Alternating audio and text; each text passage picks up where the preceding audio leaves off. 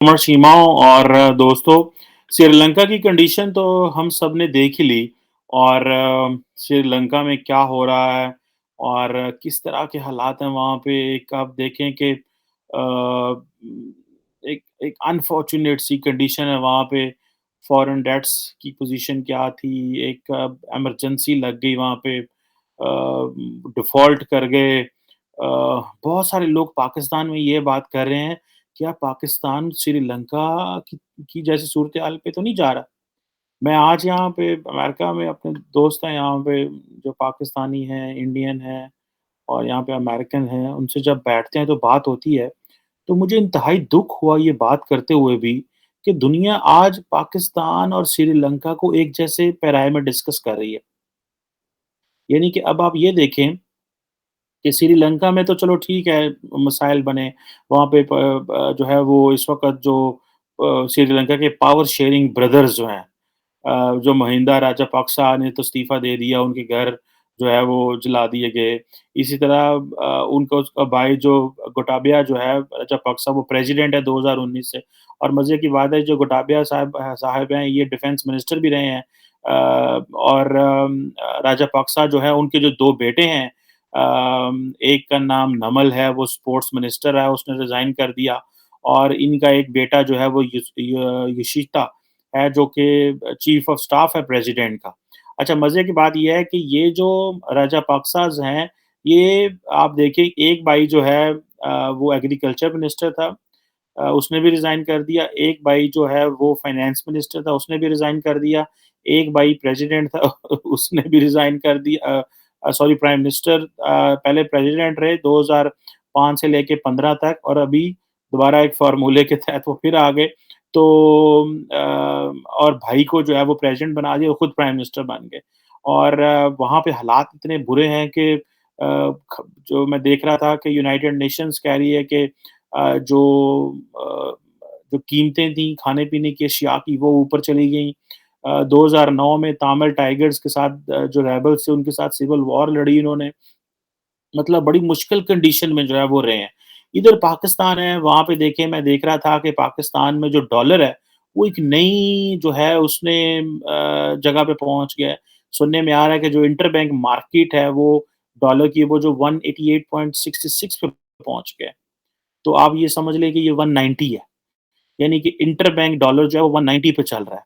तो जो grey market में किधर चल रहा होगा, ब्लैक मार्केट में डॉलर जो है वो किधर चल रहा होगा, 200 पे आराम से पहुँचा होगा। ठीक है जी? और जो स्टेट बैंक ऑफ पाकिस्तान है, आपको पता है कि इस वक़्त 11 साढ़े 11 अरब डॉलर के जो फॉरेन एक्सचेंज रिज़र्व हैं, उनमें भी सी जो है वो हमारे अपने तो पैसे कोई नहीं है, ज़्यादातर जो है वो हैं, बाहर के पैसे पड़े हैं, या यूएई के, चाइनीज़ के, इधर-उधर। अ, अब तकरीबन 40 अरब डॉलर का जो ट्रेड डेफ़िसिट है, एक्सपोर्ट हो नहीं रही। अ, इमरान खान साहब जो पाकिस्तान को फ़ॉरेन रेमिटेंस की बेस पे चलाना चाह रहे थे। रेमिटेंस पे तो मुल्क नहीं चलते।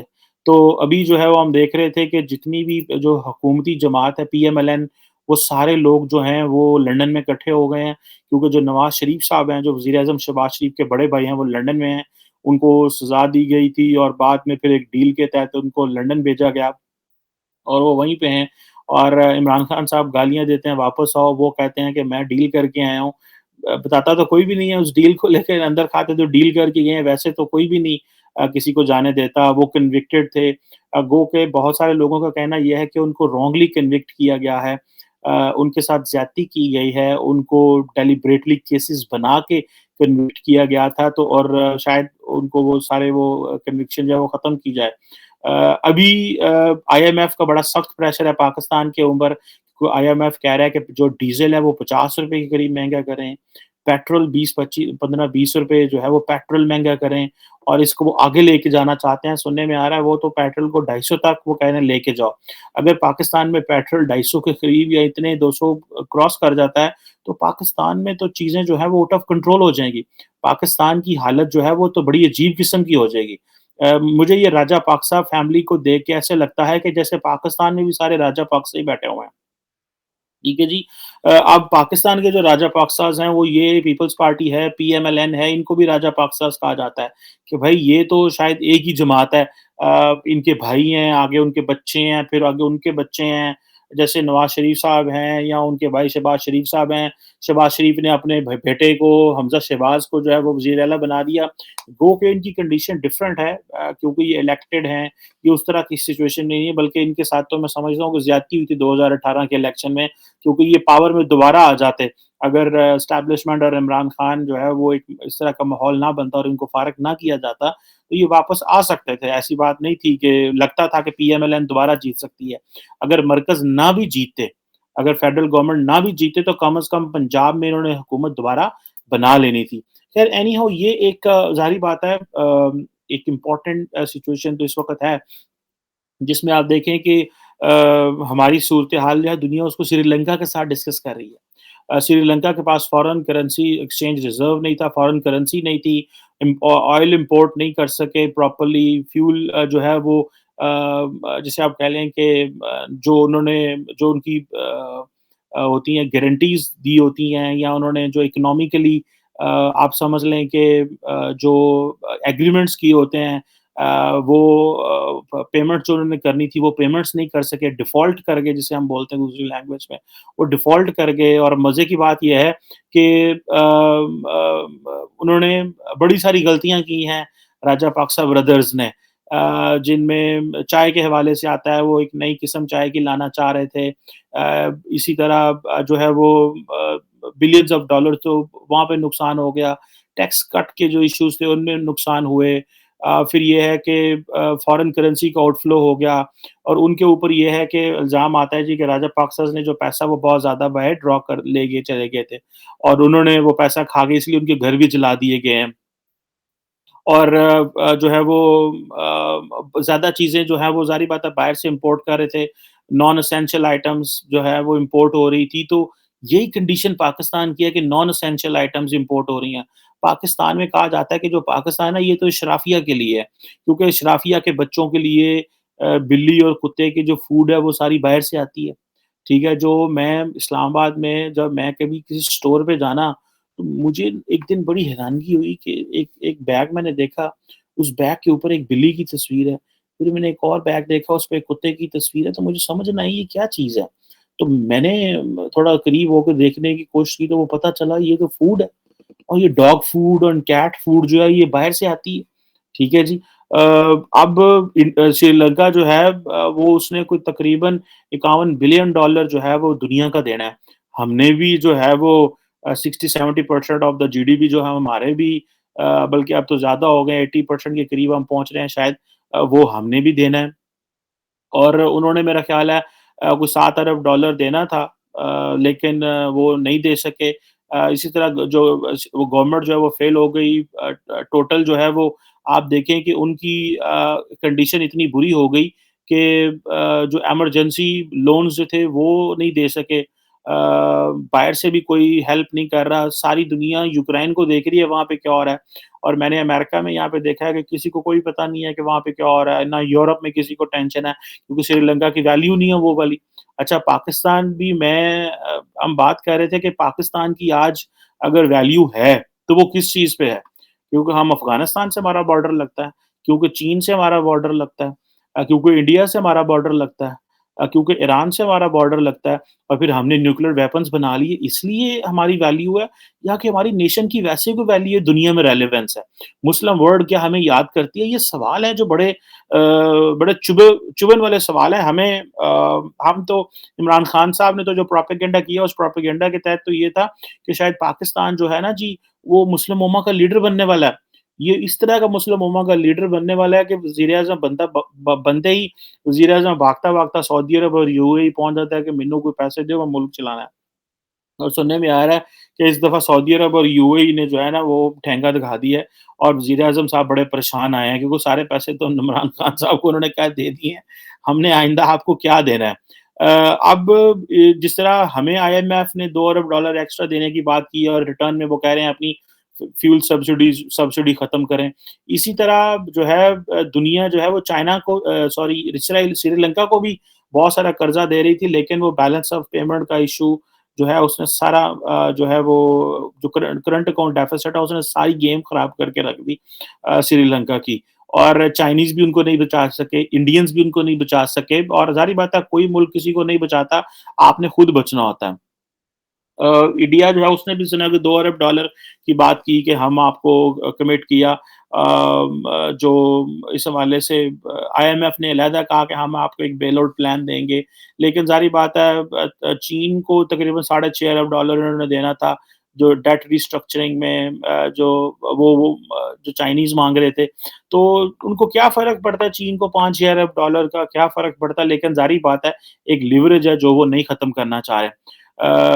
इसी तरह जो एक छोटी-छोटी पेमेंट्स थी श्रीलंकन गवर्नमेंट जो थी पिछले साल पिछले महीने अप्रैल में जो वो नहीं दे सके जिसकी वजह से उनकी वो जो क्रेडिट रेटिंग एजेंसी एस-एंड-पी है उन्होंने उनको जो सिलेक्टिवली डिफ़ॉल्ट करार दे दिया और तब से वहाँ पे मज़ीद जो है वो प्रोटेस्ट होने शुरू हो गए। और पैसे की वैल्यू जो है वो कदर कम होना शुरू हो गई। पाकिस्तान में भी ऐसे ही है, यहाँ पे भी जो पॉलिटिकल क्लास है वो आपस में लड़ रही है। पॉलिटिकल फैमिलीज़ बैठी हुई हैं। Out of the box solution है कोई नहीं। इमरान खान साहब को सब लोग लेके आए थे इसलिए शायद कि ये कोई आउट ऑफ द बॉक्स सोचेंगे, लेकिन वो सीधा जाके एस्टेब्लिशमेंट के पास बैठ गए कि माई-बाप आपने जो करना है, मैंने कुछ नहीं करना, मुझे सिर्फ जो है वो मुझे पैसे ला दें तो मैं मुल्क चला दूँगा। बैड गवर्नेंस उनके दौर में अरूज पे पहुँच गई। करप्शन के रेट्स अरूज पे पहुँच गए और वो जो हमारे मुल्क में जो मारूसी फैमिलियाँ हैं जिन्हें वो पॉलिटिकल पार्टी फैमिलीज़ जिनका सियासी जमातों पे कंट्रोल है पीएमएलएन एंड पीपल्स पार्टी उनको लेजिटिमेसी मिल गई इमरान खान के फेलियर की वजह से। अच्छा पाकिस्तान में इस चीज़ को कोई स्टडी नहीं कर रहा कि दोबारा इन जमातों को लेजिटिमेसी कैसे मिली। सारे एक ही बात कर रहे हैं अमेरिका ने काटा बट द पॉइंट इज़ कि अमेरिका ने जो कढ़ा है उसके पीछे जो है वो एक प्रोपेगेंडा तो आपका हो सकता है। लेकिन the real thing is that Imran Khan failed to deliver. Imran Khan failed to create a political consensus so ये चीज़ है। सो अगर ये जो राजापाक्सा जो भाई हैं और आगे उनके बेटे जो हैं, ठीक है? वो पावर में आके बैठे हुए हैं और वो समझते हैं कि हमें ये मुल्क तो हमारा है और इस पे हमारा हक है, हम जो मर्ज़ी करें यहाँ पे, तो ज़ाहिर बात है मामलात जो हैं वो कंट्रोल से में नहीं रहेंगे। और इसी तरह जो है वो अवाम फिर हमले करती है और वो करेगी और कल को मुझे ऐसा लगता है कि जिस तरह इमरान खान साहब अवाम के अंदर गुस्सा भर रहे हैं, अवाम के अंदर जो है वो एक खौफ है भर रहे हैं और इमरान अवाम के अंदर ये कह रहे हैं कि देखो तुम्हारा हक छीन लिया गया, मज़हबी नारा मार रहे हैं, नेशनलिज़्म ज़्यादा हाई लेवल पे प्रमोट कर रहे हैं। जो पॉपुलिस्ट नारे लगा रहे हैं, अमेरिका का बात कर रहे हैं, मुसलमानों की लीडरशिप की बात कर रहे हैं। कल को अगर मुल्क हमारा जो है खुदा ना ख़ास्ता कोई इस तरह की पोज़ीशन में हम आते हैं, जिस तरह के सुनने में आ रहा है कि जो इस वक़्त जो हमारी हुकूमत है, वो उसकी सारी लीडरशिप लंदन चली गई है, सो दैट वो वहाँ पे बैठ के फ़ैसला करें कि क्या हमें इलेक्शंस करवाने की ज़रूरत है या हमें इस हुकूमत को किस तरह चलवाने की ज़रूरत है। क्योंकि मुल्क चल नहीं रहा, ये बात हो रही है इस वक़्त। तो ये ना हो कि ये जो इमरान खान साहब हैं, ये सियासी जमातों के घरों में जो है वो लोगों को कहें जी घुस जाओ, मारो और इमरान खान साहब ये बातें कर रहे हैं इस वक़्त आपको पता है कि वो सियासतदानों के बारे में कह रहे हैं कि वो लोग जिन्होंने मुझे छोड़ा है तुम उनका घेराव करो, उनको पकड़ो, उनको उनसे सवाल करो, उनको पूछो, उनको घेरो उनका उनके घरों में, उनके हलकों में जाना मुश्किल कर दो। It means he is inciting to violence लोगों को वायलेंस की तरफ उभार रहे हैं। जो कि ज़ाहिर बात है मैं समझता हूँ कि हमारे मुल्क के लिए एक अच्छी चीज़ जो है वो नहीं होगी। तो ये ना हो कि पाकिस्तान की जो हालत है वो श्रीलंका जैसी हो जाए। और इस वक़्त तो ख़ैर श्रीलंका वाली हमारी हालत तो नहीं होगी, हमारी पोटेंशियल बहुत ज़्यादा है। हमारा सिर्फ़ एक ही प्रॉब्लम है, लोग टैक्सेस नहीं देते। 2% लोग टैक्स दे रहे हैं, तो उससे क्या अब ज़ाहिर बात है 25 करोड़ मुल्क जो है वो 2% के टैक्सेस पे तो नहीं चल सकता। आपको जो है वो बड़े पैमाने पे टैक्सेस देने पड़ते हैं और हुकूमत टैक्स लेने में नाकाम रही है। लोगों को मोबिलाइज़ करने में सारा पैसा जो है वो प्रॉपर्टी में पार्क हो गया है, इंडस्ट्री नहीं है, एक्सपोर्ट नहीं है। इंडिया में देख लें वहाँ पे साढ़े 600 700 अरब डॉलर की उनकी एक्सपोर्ट चली गई है, वो ट्रिलियन डॉलर मार्क को पहुँचे हुए हैं। गो के मैं समझता हूँ आज भी उनके लिए ये कुछ नहीं है क्योंकि वो आबादी बहुत ज़्यादा है ना। लेकिन फिर भी उनका ट्रैक बहुत अच्छा है। उनका ट्रैक अच्छा है इसलिए कि वो समझते हैं कि वो जिस ट्रैक पे चल रहे हैं इसमें उनको ज़्यादा वो जो है वो सहूलत मिलेगी। तो लेट्स सी इसमें आइंदा आने वाले दिनों में पाकिस्तान के लिए क्या चैलेंज हैं कि हाँ, हम भी श्रीलंका वाले मॉडल पे चल रहे हैं या हमारी सियासी लीडरशिप जो है वो हमें इस सारे प्रोसेस से बचा लेगी। क्योंकि दोस्त ममालिक भी हमसे पीछे हट रहे हैं, चाइनीज़ भी पीछे हट रहे हैं, लेकिन एक चीज़ याद रखिएगा सबसे बड़ा एक उधर भारत है वो प्रोपेगेंडा कर रहा है। मैं कल एक देख रहा था मेरे से किसी ने एक आर्टिकल शेयर किया उन्होंने कहा जनाब कि वो पाकिस्तान जो है वो तो न्यूक्लियर सोमाली है। जी पाकिस्तान के न्यूक्लियर वेपन है उनके पास तो आप और आपको पता है ख़ास किस्म का इंडियन प्रोपेगेंडा ये होता है कि और ख़ास तौर पे उनकी जो डीप स्टेट है वो प्रोपेगेंडा कराती है क्योंकि पाकिस्तान के पास न्यूक्लियर प्रोग्राम है, तो उनका ये प्रोग्राम डिसमेंटल करा दो, किसी तरीके से रोल बैक करा दो। और अभी जो इकोनॉमिक कंडीशन है और वो कहो जनाब कि वहाँ पे तो मुजाहिदीन आ जाएँगे, वो तो उठा के ले जाएँगे। हालाँकि मज़े की बात ये है कि इंडिया के अंदर जो न्यूक्लियर यूरेनियम है वो तो इंडियन मार्केट्स में मिल रहा था। पाकिस्तान में तो कभी इस तरह का वाक़या नहीं हुआ या कोई चीज़ नहीं हुई, लेकिन फिर भी वो उनकी प्रोपेगेंडा मशीन इस हवाले से आजकल बड़ी एक्टिव है इन चीज़ों में। तो यहाँ पे पाकिस्तान को जो है वो लीडरशिप को इकट्ठे होना है और मुस्तकबिल के फैसले करने हैं। उन्होंने मुस्तकबिल के फैसले सख्त मुस्तकबिल के फैसले जिसमें पॉलिटिकल कंसेंसस हो इकोनॉमिक चार्टर के ऊपर। अगर आपने इकोनॉमिक चार्टर ना बनाया हमारी लीडरशिप ने, things will not be good and Pakistan will not be different from Sri Lanka. हमारी शायद सिचुएशन वो वाली तो ना हो जो श्रीलंका में क्योंकि हमारे सिक्योरिटी अपरेटस बहुत स्ट्रॉन्ग है, लॉ एंड ऑर्डर के मामला ठीक रहते हैं। लेकिन बलूचिस्तान के हवाले से आप देखें, अफ़गानिस्तान का बॉर्डर देखें, इंडिया का बॉर्डर देखें, थिंग्स आर नॉट गुड। तो जब हालात इंटरनल ख़राब होते हैं तो चीज़ें जो हैं वो किसी तरह भी ट्रिगर हो सकती हैं। उधर बलूचिस्तान के अंदर एक लिमिटेड स्केल जो है वो ऑपरेशन हल्के-फुल्के चल रहे हैं, वहाँ पे यूथ के अपने मसाइल हैं। 65% जो यूथ है वो जो है वो they are seeking for jobs और जिनके पास डिग्री है उनको जॉब्स नहीं मिल रही और ज़्यादातर उनके हाथ में social media and they have the voice and they want to speak. So this is a serious business. So the state and the society, media, politicians, business community, they need to sit together and they need to find out an economic charter ताकि सियासत होती रहे लेकिन मुल्क बंद ना हो otherwise things will not be good और हमें we should not go on the path of the Sri Lanka. आज तो दुनिया ये बात कर रही है जो कि मैं समझता हूँ that is not a good example to share and that is not a good reference for Pakistan and I'm sure things will be good. Thank you very much.